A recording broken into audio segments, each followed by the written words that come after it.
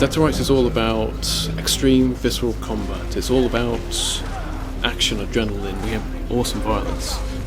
When we started working on Jack Slate at the initial concept stage, it was important to convey everything about his character and his abilities at a single glance.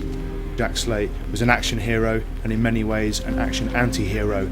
Although his face conforms to heroic stereotypes, there's also an expression in his eyes and in his neutral face that suggests thinly shackled urges of violence and a feral nature that ties him to Shadow.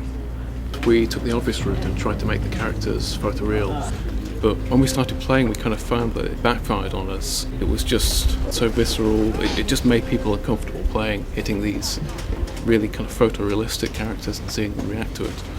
We didn't want to water down the violence and the action, so we took a different route and a different approach to the characters, made them stylised and graphic, and we just felt this worked so much better.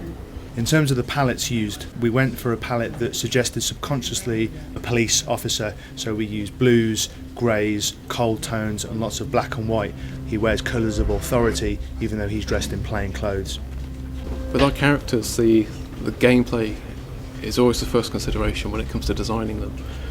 And Jack's design almost completely stems from his fighting style. He fights like a boxer, he's all about power. There's very little showiness, it's all about impact.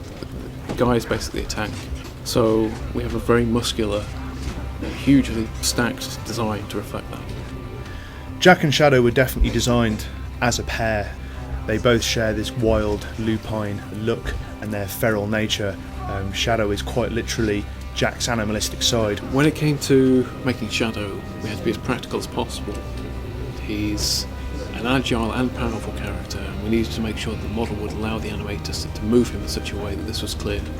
As part of that, we spent an awful lot of time developing a specially created fur shader, just for that extra touch of authenticity.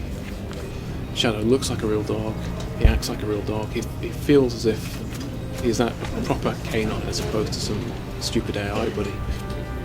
Shadow shares a palette to Jack. He's in black and white because he's a wolf Malamute, but also with lots of cold tones in his fur to link him to Jack visually. They both have these lupine, glowing, fierce animal eyes that indicate that they're ready for action at any point. They have physical similarities in that they're both built for speed in the hindquarters and in the upper body for raw explosive power.